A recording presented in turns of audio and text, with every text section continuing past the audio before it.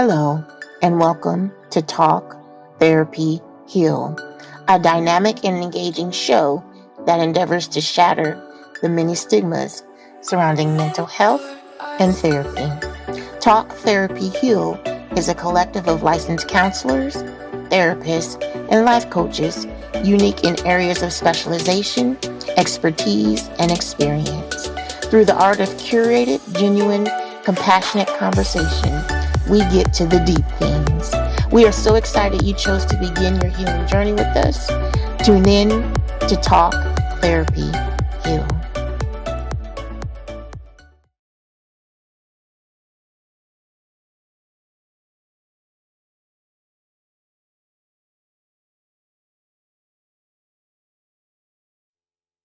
Hello, and welcome to Talk, Therapy, Heal, where we delve into life's challenges and struggles from a mental health standpoint.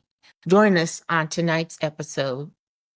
Hi, I'm Kenya. Hey, I'm Rachel. Hey, I'm Larisha. I'm Nikki. And this is your girl, Shan. Thank y'all so much for joining us for another episode. We are bringing #bring it to the table. Okay. All the topics that may be tough to discuss, we are bringing it right here to the table. Sure. Now, what we have been, if it's your first time listening on tonight, we have been talking about healing, doing a series on healing.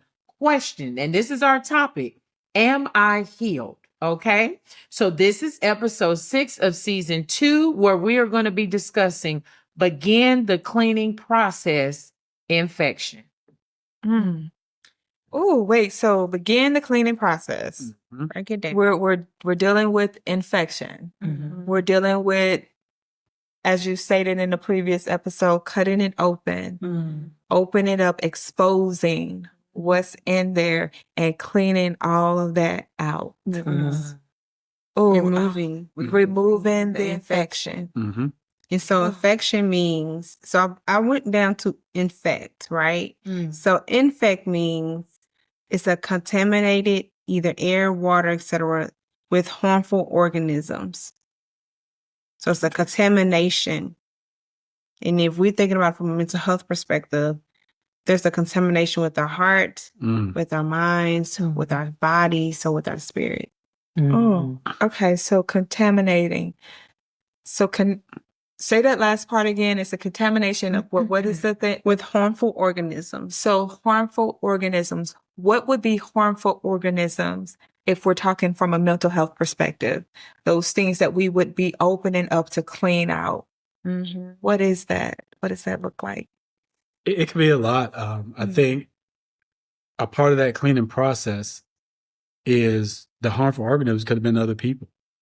This person that's in front of us as a client has been hurt in such a way, and we're going to have to open that person up, heart, mind, body, soul, to remove some of the stuff that other people have said to them to make them feel a certain way about themselves. Some of the things people may have did to them. But I think as a part of that cleaning process, one of the first things we have to do is we have to, from a medical standpoint, you got to sterilize yourself. So you gotta be ready. There you go. You can't go in uncovered. Absolutely. I'm thinking of COVID. When they would go in with a COVID patient, they put on all the PPE Right. gear before they went in. So what does that look like then for us for therapists? Is that we keep saying it, have your own therapist. So you got to process your own stuff. You got to process your own stuff. And then even while you're in the midst of therapy, you're still doing things to make sure that you don't infect that client. You want to make sure that you're not doing transference and counter-transference. You want to make sure that you're not speaking too much to where that person doesn't feel that they're not heard and understood. And letting those people get those things out that they need to get out. If we keep interrupting, then they're going to shut up and they're going to clamp down, and they're still infected. So like I always say, lead to people, don't bleed on them. There you go. And what I'm seeing as you were talking, that playing out, and we see it on a lot of podcasts or a lot of social media platforms where people out there who are saying that they're in their healing journey and they're out here leading people. They have their communities and things like that. And they are coming from a place of hurt.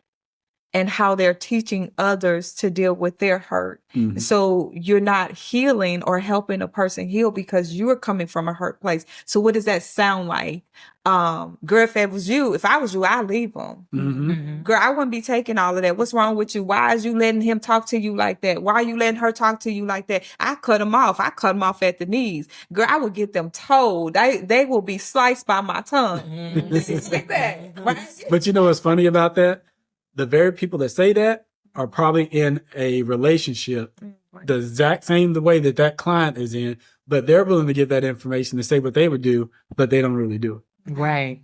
And I wanted to, when you were saying infection, what it can look like, kind of delve a little bit more into that. That could be traumatic experiences. That could be low self-esteem. That could be your struggles with addictions. Bullying. Just so things that you have been through that you've masked, you've covered up, you've smiled, you've pretended like all is well, but you never got to the root of it. It could be childhood issues. I think Rachel has said that in the last episode. It could be you're struggling with your finances right now and you're extremely in debt. You are a hoarder. You, I don't know. It's just such. We eat. Yes. Yes. Guilt and shame. Emotion. Yes. Shame.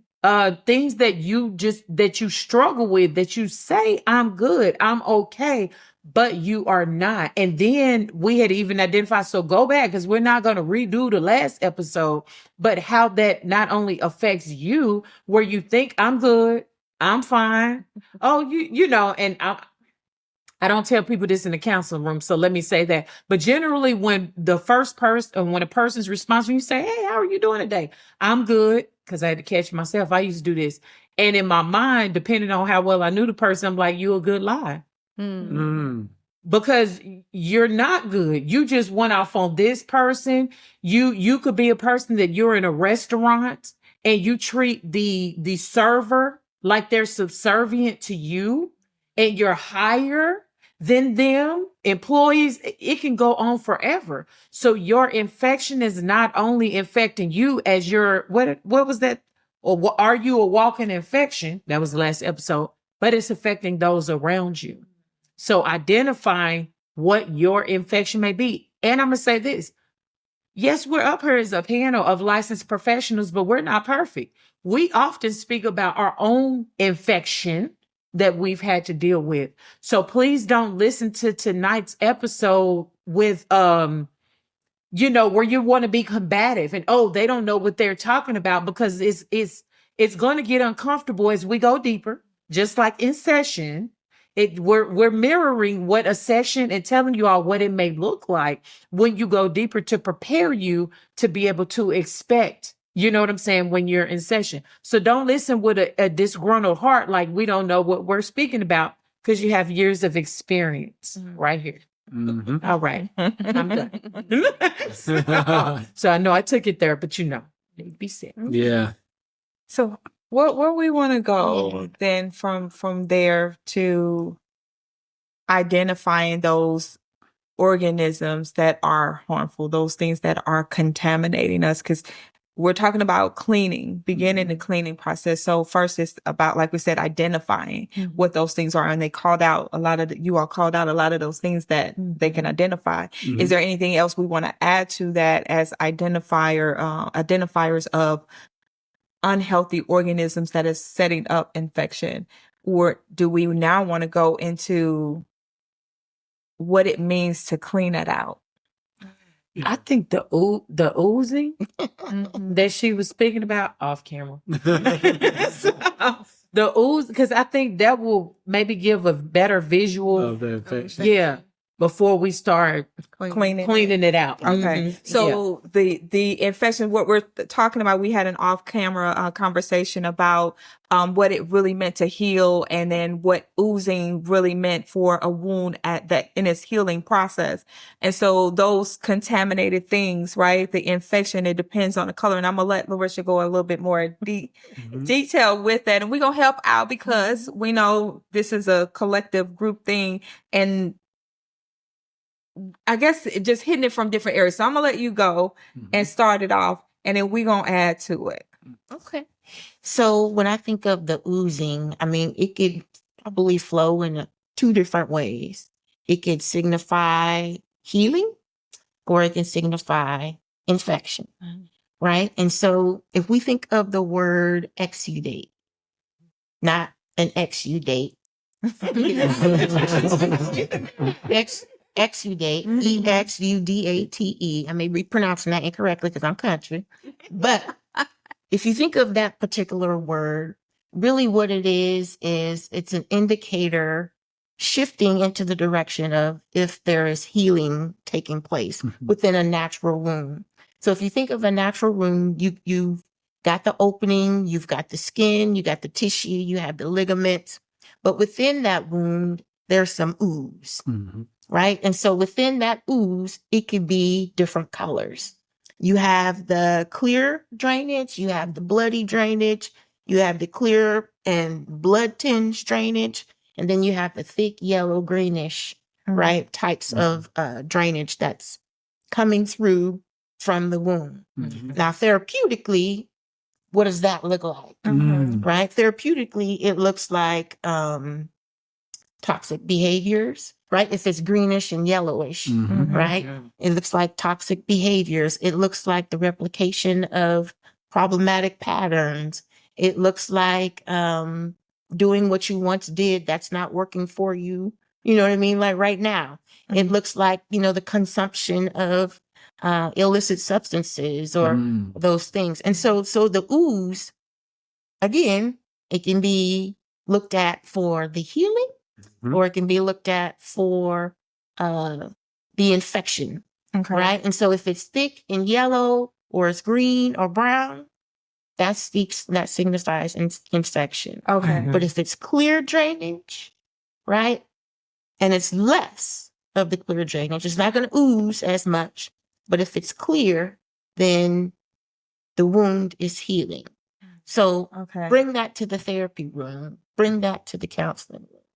So what I'm hearing you say is that the oozing is not necessarily a bad thing in some instances, that oozing is a part of the healing because you've gotten in there and cleaned out all of the stuff and you're preparing, or you closed it if you could, you sutured it, right? And it's closing, you're waiting for the complete healing.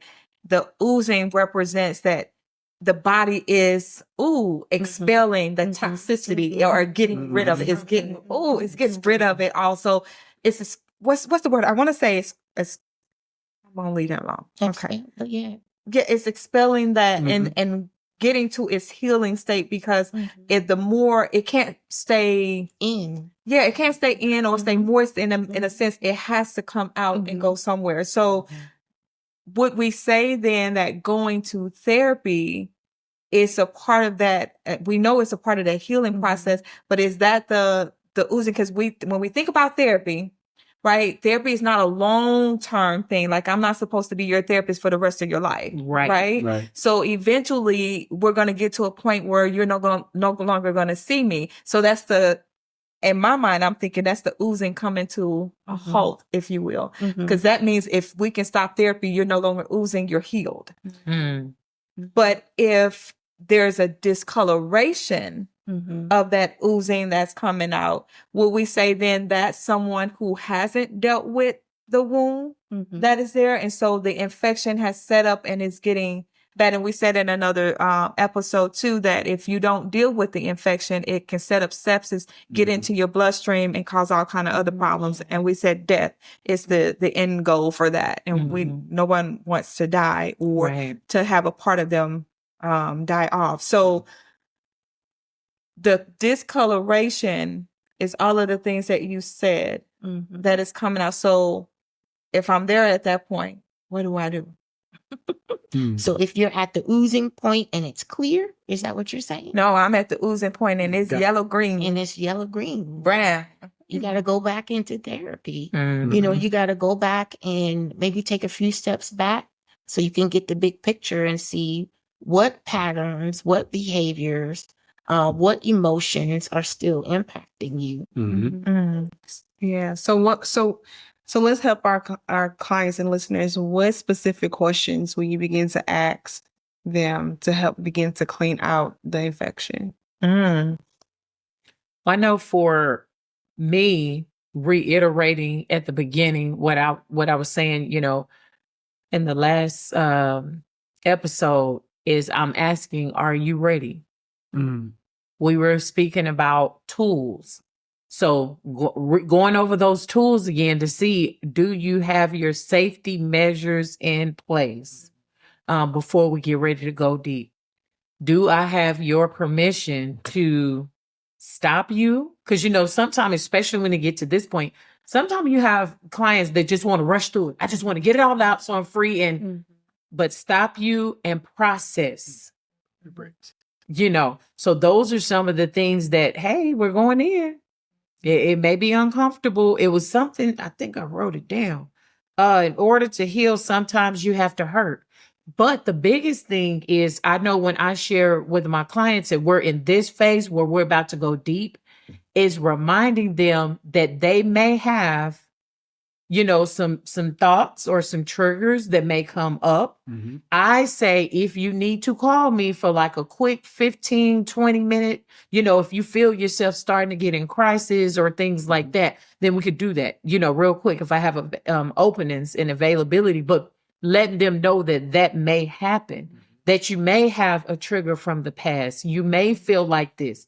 Hey, what is in your tool bag to deal with that before we get ready to go deep? So I think it's the pre-op, the prep work to say, I'm about to get ready to go in. The thing that I think is interesting, I think about it from not a military, medical perspective, is that, this is when they about to put the anesthesia in you and tell you to count backwards. And when you wake up, that something has taken place. You're looking around, you coming out from under it, but knowing this is what we're about to do, prepping them and getting them ready. I'm about to go in because now this is the day of surgery.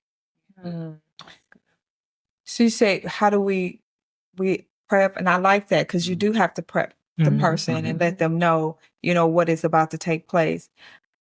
For me, coming from processing trauma perspective, you have to process those trauma memories. So you got to safely explore and understand what those trauma memories are. And so I think as therapists, we start by asking questions. Again, are you ready for this? Are you prepared for what this is about to do? Because we are about to cut this thing open, open it up and expose a lot of things. So, being in a controlled environment, I think, is helpful.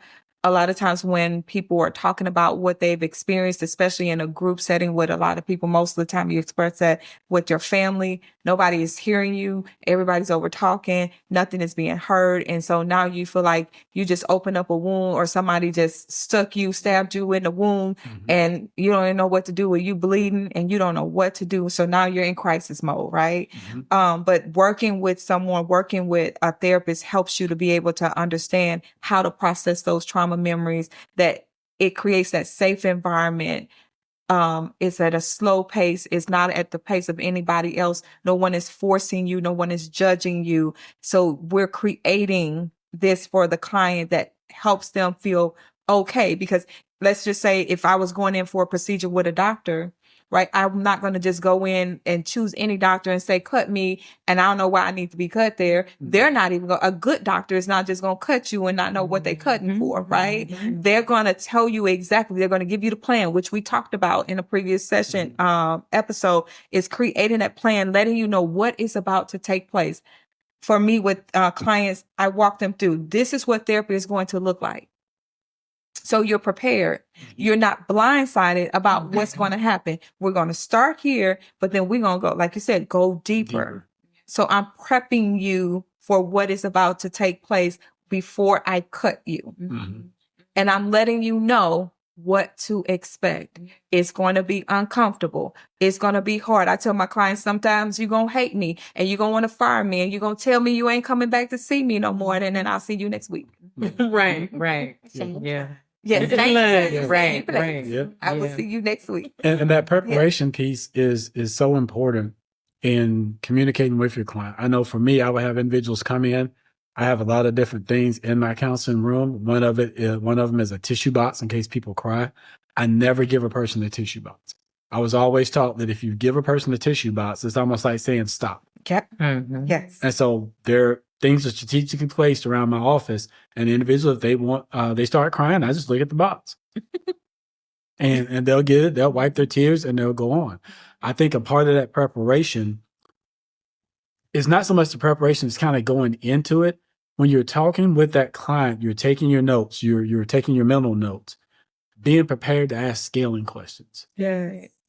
Oh, well, that happened to you. Tell me, on a scale of 1 to 10, 1 being the lowest, 10 being the highest, how did you feel in that? Oh, it was a 7. Okay, why was it a 7? Mm-hmm. And that way you're gauging exactly how infected that person may be. If you're telling me that you felt like that was a 7 and that's high up on the scale, then what can we do to try to work and get that to a 6 or a 5 or whatever? Now, not only does that person know what they're getting into, what they're doing, they're taking control of what they want to do to try to bring this down. Yes. Or if it's Ooh, I like that. Making them feel like they're in control at every single step. absolutely, Right. You can't. Oh my God. yeah, I just remember processes or procedures where you're awake and the doctor is saying, okay, I'm about to do this. Mm-hmm. Okay, then next I'm going to do this. A good doctor. And I've had some really good doctors that walk me through the process so I'm not surprised. Right.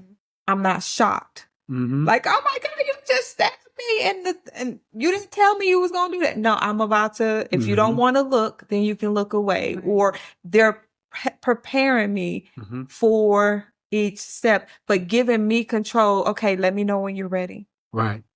Let me know when you're ready. If you're not ready, okay, then if we don't do it, also understanding, I think this is big for the client, on the client's part, is understanding that if I start the procedure, I can't really quit in the middle of it. Right. Ooh. Right. Ooh, we can. That's good. Mhm. And like they give you that red button and lay you down, say, if you feel like you don't want to, just hit the red button and we'll stop. No, it ain't gonna happen. Right. It's Yeah. like, We gotta put you back together. Medically speaking, they go under, but they wake up because not appropriate anesthesia has been provided, meaning not Yeah. appropriate preparation. Right. Oh, yes. That's Big true. problem. That is Yes, true. that's a huge problem. And see, even with the prepping, what I like, and I'm sorry, well, I'm not going to apologize, but because I, got permission, but the medical piece, thinking about, because I think about any treatments that we did, or procedures rather, that we did, being in same day surgery, whatever the case may be, they're going to come in. And even though we know our customers, so try to correlate this to the mental health piece if you all can. But you come in, I need to make sure that I have the right patient.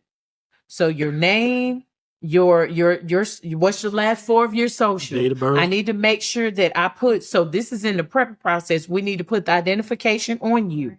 I need to make sure, one of the things I used to do is to make sure that my doc's room was all set up. We had the lidocaine, we had the syringes, all the things. But the most important part, and they did this because people used to get sued, is making sure that we have the right site.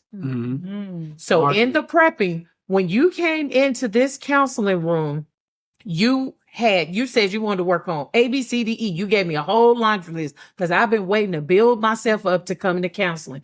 But now that we're about to go deep to identify the root, you told me all these things, which we said a lot of times is not the root.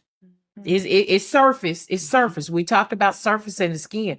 But as I get ready to make this incision and go deep, I have to make sure that I'm hitting the right mark in the right area. So if an individual come in the counseling room and they say, well, I'm coming in because I don't trust people, I have broken trust and all the things, and the root may be sexual abuse. I had sexual trauma. I, as a counselor, can't be sitting up here talking about, oh, well, you got an issue on your job. That's not the right site. You're over here when we need to be over here. So reaffirming that we're about to go deep, and I'm probably going to ask you questions as your therapist that's going to be in the vein of A, B, C, D, and E. But I'm telling them, if I have your permission to discuss, this is what I'm seeing before we go deep. Is it by chance you have a history of sexual trauma? And usually people will cry. But hopefully when it did this prep and this questioning before this is the day we're going to go deep. So make sure you have the right site. You're opening up what happened with the sexual trauma. You're confronting the main thing, right? Right. And so you're walking the client through, either imagery, right? Of imagining that you were there, you can now talk to this person, or just giving, like you say, fact finding, because we want to look at the facts, not the emotions. We already know what the emotions are. We're trying to address the facts: who, what, when, where, why. Yes. Right. And so as we take you deeper, we have the self-regulation, the coping skills in place, but it's so important that we are now going back to that little girl. We're going back to the very place where you were injured. We're going to talk to the person who was 8, who mother slapped them for no reason, right? Like, we're going to go back to that place, that point of reference. And would you all say then this is part of that? We're cleaning. We're cleaning. We're cleaning. We're going back together. And we're with you. We're walking with you. So I really like emotional focus therapy. Yeah. And so, because when, with people that we work with, we're going into the place together. I'm with you. Describe to me that person. Describe what you see, what you hear. And I want you to know that I'm right here in that corner, right next to you. Yes. And that we're going to go in together. We're going to confront that memory together. Yes. That's how we get to go deeper. Oh, I like that. I love that. And I've been looking into emotional focus therapy as well. It makes me think of how I tell my clients about how your body is your house. And for most people, when you are about to go into that place where it's infected, it's dark, or it's hard for them to open up the door to even get there. So I have them think of their body as a house. And sometimes it's easy to open the front door and walk in because the foyer, if you will, is inviting. And they set it up as beautiful. And that's that outward thing we talk about. You dress it up. We're going to talk about that in one of our upcoming episodes on covering up the infection or covering up with a contaminated material. But you go into that front foyer and it's beautiful. But then when they close the door, it gets dark. And so what I have my clients, and I'm walking right there with them through each and everything. It's not a quick process. The cleaning is never easy or quick. So think of cleaning your house. If you have a house, if it's big house or whatever, it don't even matter. But if you're really doing a detailed clean, it takes hours to clean that house before you can sit back and say, oh, my house is clean. It might take you days to do it. So think of that in terms of cleaning mentally. It's going to take some time to clean that out because we're going from room to room. First, we got to address how we're going to get some light in here. How are we going to bring light in? This is the cleaning process, y'all. So when we go into that house, we close that front door. The front, like I said, is gorgeous. It's beautiful. So we don't really need to do a lot there, but do we? Because it's an illusion. It's an illusion that it's beautiful in the front because we still need to clean there as well.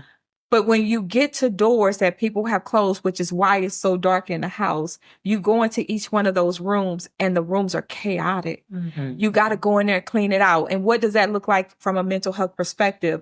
I'm going in there and all the things that I feel like happened in that room, all the things I packed away and put in that room and closed that door, I now have to take it out and unpack it. Unpacking the bag. We talked about that in an episode. Unpacking the bag, because even though it might be things in there you don't feel like you need, it's taking up space that you do need. That mental space. Right? So going in each one of those rooms to clear it out is really, really difficult. And I ain't gonna talk to y'all about getting into the attic or the basement. That's a whole nother thing. But those are areas that still need to be cleaned. You still have to clean those out. So what are some of the things that y'all think people would put in their attic or in their basement and feel like they out of sight, out of mind? I got one in my mind. Suitcases. Suitcases full of stuff. Full of stuff. How about the little girl or the little boy? Yes. They lock them up in the attic or a basement. Not intentionally locking them up. It's a ploy to protect them. So they put them away. So all those suitcases full of all that stuff are those things that we need to protect. You know, we had spoke about this before. Oh, what's the young lady we spoke about when they showed the counselor and oh my gosh, the yes. Oh, prison. Unprisoned, an amazing illusion.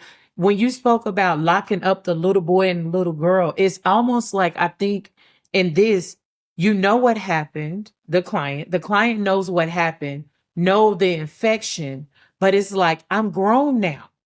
Why am I don't have to deal with that. I don't need you, counselor, to go in and clean out the infection of that little child because I'm grown. I have a family. I have my own business. I'm this, I'm a millionaire. I have all these things. And so why would you want to go back and talk to, because we would use the term broken little girl or broken little boy, damaged little girl, damaged little boy. Why would you want to go back and talk to that? Because I'm grown now. I do not have to deal with that. And you keep trying to take me somewhere that I don't want to go. Because you don't have no proper relationship skills and you can't talk to people. You don't know how to communicate. Come on. You got an attitude on everything. When you wake up, sleep, you go to bed. You wake up angry, you go to bed angry. Right. You have issues. So that's why you need to go and talk to that little Right. girl. And it makes me think about projecting. Think how often that people project. So, and I had to learn this when I spoke about the last episode, dumping out my bag. I used to make everybody else responsible for what happened to me as a broken little girl in the past. And so we do not understand when we are not walking in our healed state and we're scared of the counselor going deep and identifying and pulling out the infection. Think how many times you bleed on the people around you because you're making them responsible for what mama did or didn't do, what daddy did or didn't do, grandpa and them, what cousin. No. Then the thing is, what we do in our adult self is we're not willing to go back and talk to mama, daddy, cousin, uncle, best friend, the old coworker, or ex-boyfriend. It's you. I'm going to project it onto you. That's why it's important to go back and heal the wounded child version of yourself because to me, and now y'all tell me counselors, God get me wrong, but y'all tell me counselors, keep me honest. Like a lady often says, can a person really walk healed as an adult in their adult self if no infection has taken place and it resides in a broken little child? Look, y'all's face is like, Not completely. That's No. dissociation. Yeah. You're yourself. Dissociation. Yourself. Mm-hmm. Yeah. Yes. And people do it all the time. Now, this is something I want to pose to you guys, and it's just something that hit me. We're using a lot of different analogies. We're talking about infection. We're talking about surgeons, doctors, and things of that nature. And by no means am I taking anything away from an individual who's a doctor or a surgeon. But I think as clinicians, we need to look at ourselves in that same light. Doctors see pain. They see healing. They see life. They see death. We see the exact same thing. It's just on a different level. And so when we are going in with a client, we are literally looking at their life as a whole and looking at different pieces to say, this needs to go because that's affecting you in this way. If you don't do that, that's going to have an effect in this area. Death could occur, whether it's in a relationship, doesn't matter. And so I think we have to give ourselves a lot of credit in working with individuals because we are trying to preserve their life, their livelihood in an area that they have maybe no control over, maybe in an area that they don't even perceive as being neglectful to their health. And we're opening that up in front of them and with them to say, this is what is before you. How are we going to tackle this to make sure that this area does not infect another area and move from there? Now, for some individuals, they find that very hard to do, but that preparation, just like we go into surgery, they have all these lights over the room. They're prepared. They've got the bed there. They've got all the machines. We're the exact same way in the counseling room. This is intimate. Everybody else is out of here. Right. Other people can't come in and infect this. Right. People outside the door can't hear because we got the sound machines that are on down there. You can tell me your deepest intimate, unless it falls in any certain areas. I ain't got to tell nobody else. Right. But what I'm going to do is take all that in and do that assessment so I can figure out how we're going to approach this potential surgery, going deep to remove this infection that you are having in order to make you whole, in order to make you better. Yeah. And yes, some people are going to get there and tell you everything, and you're going to start working through it, and they'll be like, well, this is too deep.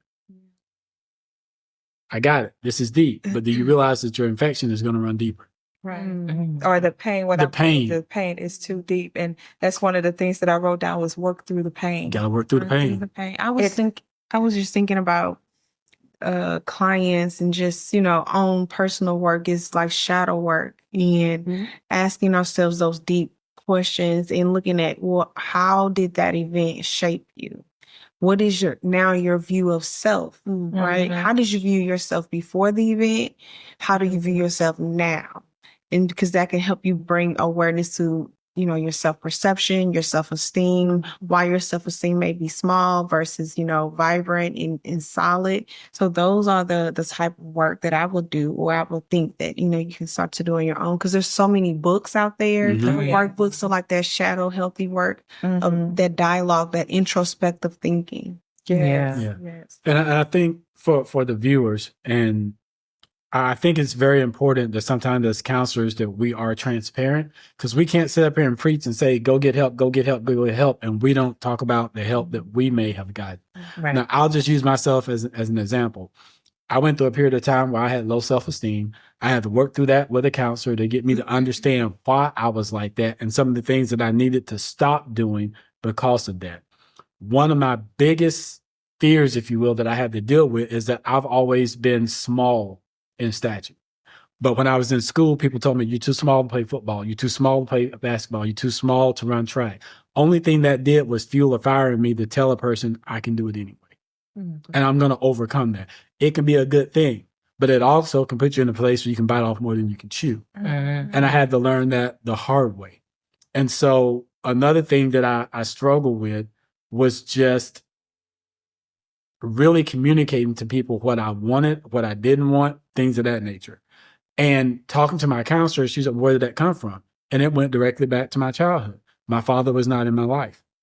When my stepfather came in, he's special forces. I'm a buck 15, buck 20, getting ready to come out of high school. And I say, I want to go in the Army. What do you think he's going to say? You're too small for that. You'll never make it in the Army. You're never going to do this. You're never going to do that. All that stuff fit me in here. And when I came in the Army, I told I'm going to do everything I can to meet or exceed what he did.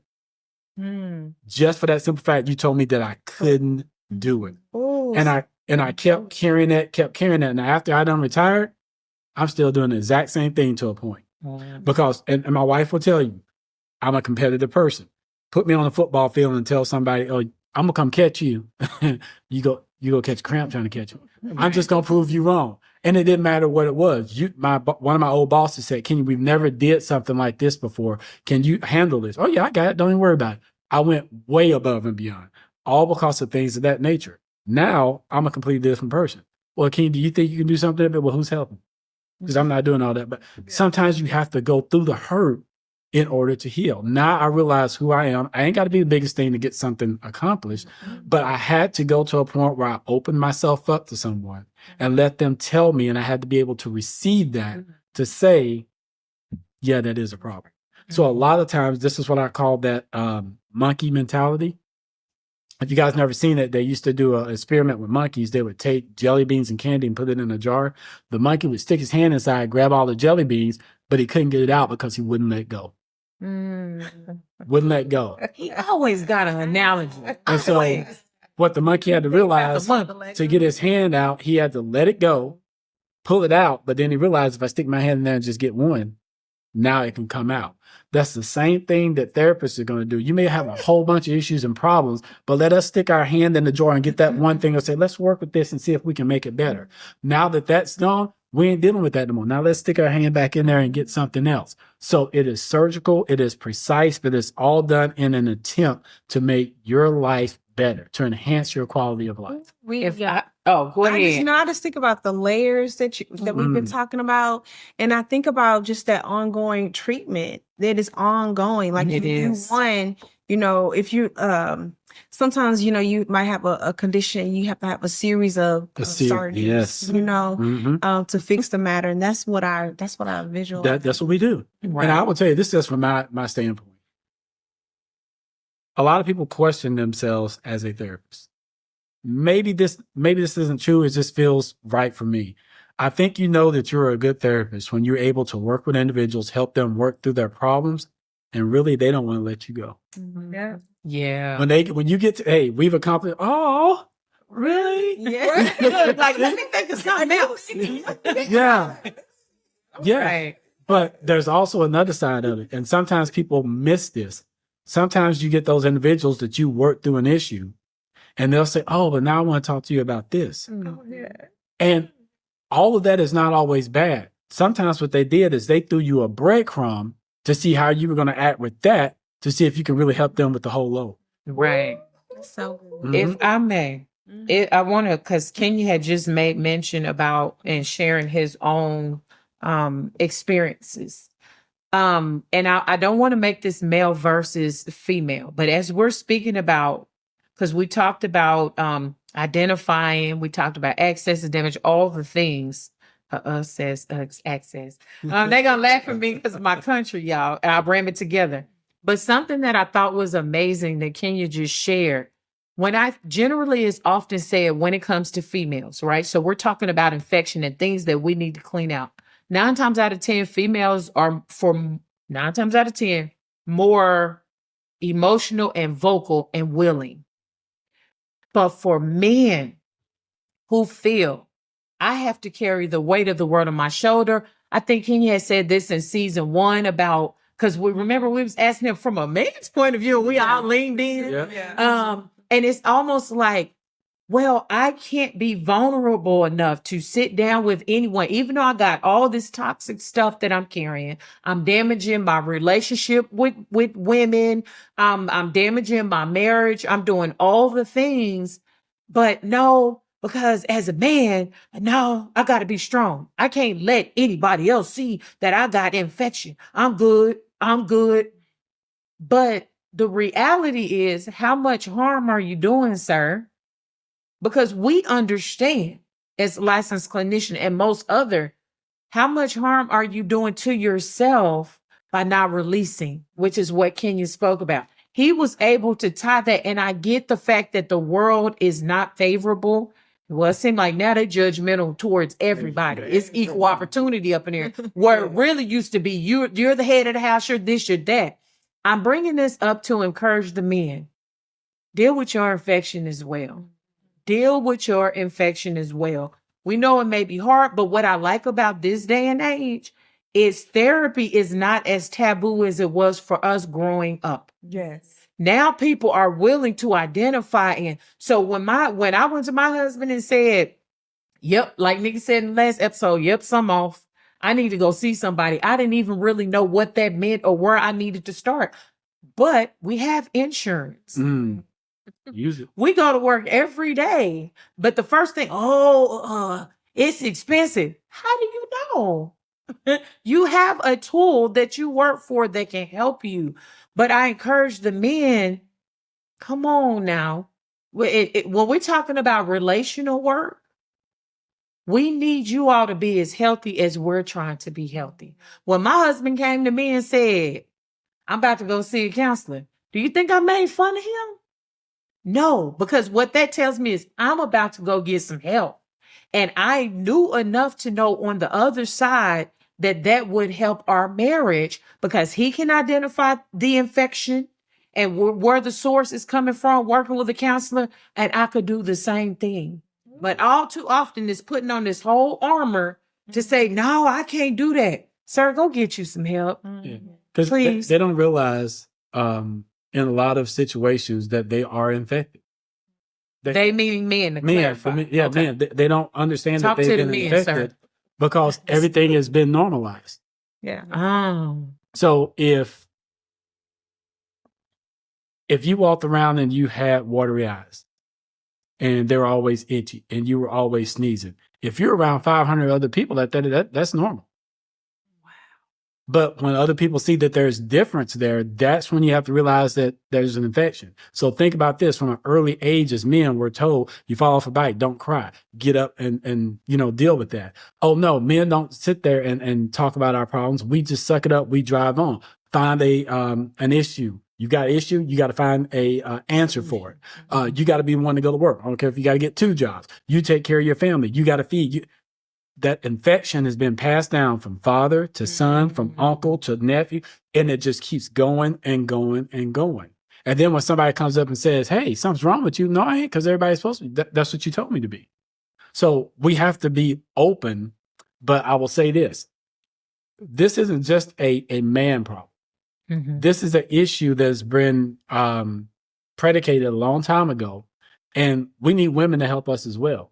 So women, if you see that your man has an issue, talk to him, encourage him to go to counseling. Don't come out that way. You must be back crazy. You need to go talk to somebody and get you straight. Honey, I believe that maybe counseling could be a avenue of approach that you take to try to help you in this situation. And if you need me as support, then I'm willing to go there with you. I like that, because when you were talking to Shannon, my thought process was like, if my husband goes to therapy, I benefit from that. Yes. Like, I truly benefit from him going and being healed, because now he gets to engage with my healed self, and we have a blissful marriage. Yes. But if That point. I'm healed and he ain't healed, it's going to be turmoil. It's turmoil. It's Infectious. So, talking about, and we're going, oh my God, I'm getting ahead of myself. Yeah. But scars, we're talking about the wound and we're cleaning it out. And so next, we'll get into the healing and what it looks like. But if I'm healed, and we talked about off camera, y'all, a scar that I have, and we were asking, if you are healed, how do you know, like, is the scar getting bigger or is it getting smaller? Right. And in my mind, I said it's getting smaller, because when we think about a healing process, the scar shrinks as it's healing. And that's only if I can touch it and it's no longer tender. We'll get into that later. But what I talked about, Rachel and I had a conversation that I had a scar that was being rubbed a little bit too much by an unhealed person. Just kept rubbing that scar, and eventually that wound came back. It resurfaced. And so we'll talk about that later too, but that's just the thing.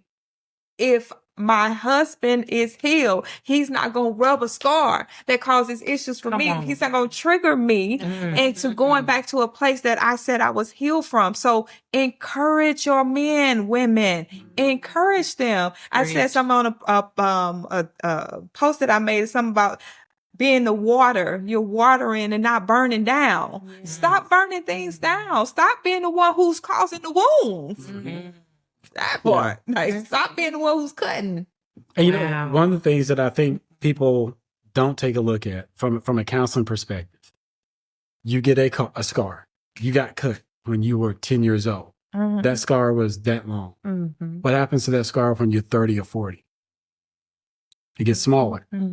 So if you were affected by something and you healed properly, the scar will get smaller. However, if you just cover that up, when you were 10 years old, when you're 40, guess what? The healing process, and it still stays there. And I can show you, if you can really see my face when I was younger, I had an accident on a horse. I was thrown in a barbed wire fence. All this down through here was scarred. You don't see no scars now because I went through the process, did everything the doctor told me to do. I was healed. The only remnants you can see right now is my nose is a little bit crooked from where I hit the pole with my face. So I say that to say this: the sooner that you can get into some counseling and let somebody get into that infection, the sooner you can start healing. Just like Nikki said, if you got a dirty house and you clean it, how much better do you feel when that house is clean? Because you will stand back and wait a minute, I didn't know we had a light socket over there. You start to see stuff. Right.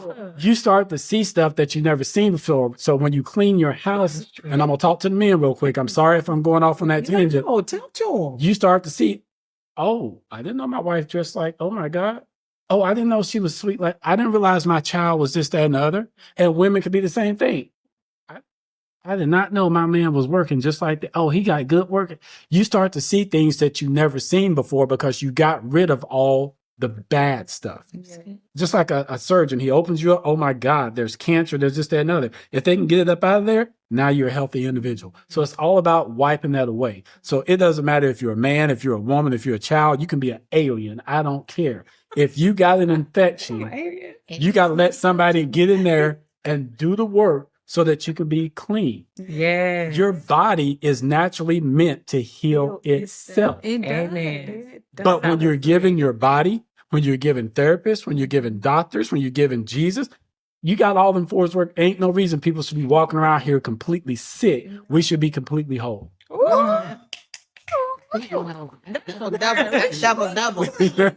We should be completely whole. I agree. And I just think about teenage boys that need counseling. Just boys in general, how they're just kind of dismissed, but they need the support too. Right. They deserve to be completely whole. Man, because they're gonna be men one day. They'll be men one day. Don't wait. But think about the generations.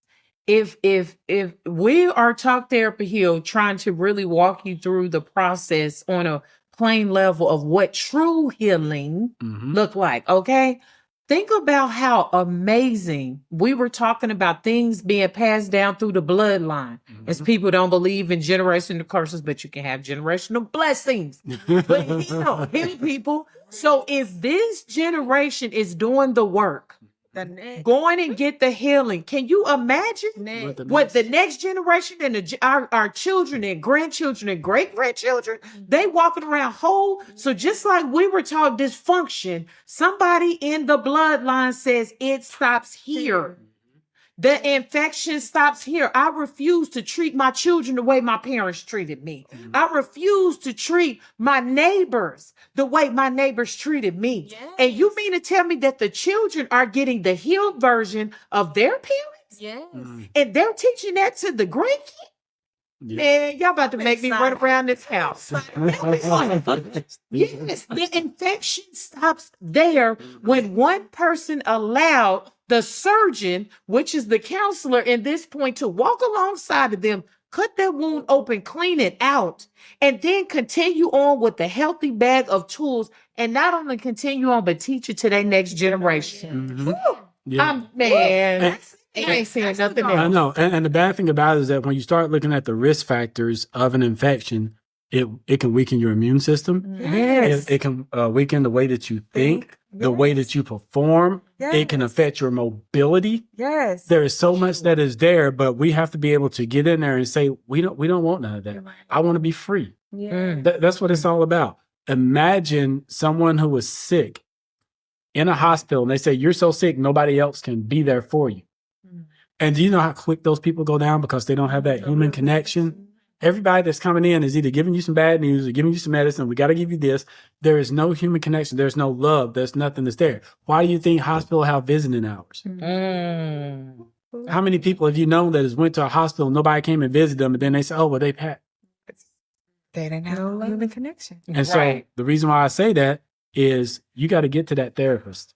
Let them dive deep inside. Let them walk the journey with you so that your mobility is increased. Oh my God. And I like what Shan said about, people don't believe in generational curses, but they believe in generational wealth and things of that nature.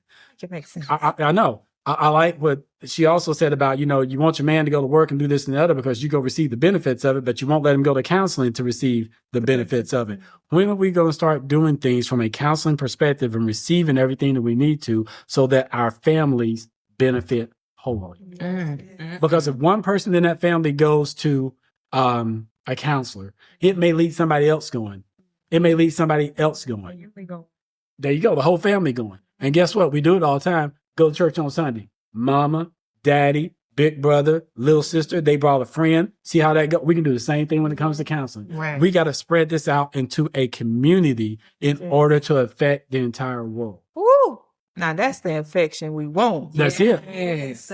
We all healthy in here. We healthy. We are spreading health, positivity, healing, love, compassion, peace. Absolutely. And did you guys see, I don't know if you guys saw, there was a clip. And I'm not trying to say I'm for or against, but there was a pastor that was talking about the COVID-19 shot. He says they said you had to take COVID-19 shot to save your life. He says so they can get together and all of a sudden come up with a cure for COVID or to keep you from getting it, but then they can't feed people that are hungry. They can't feed people that are starving.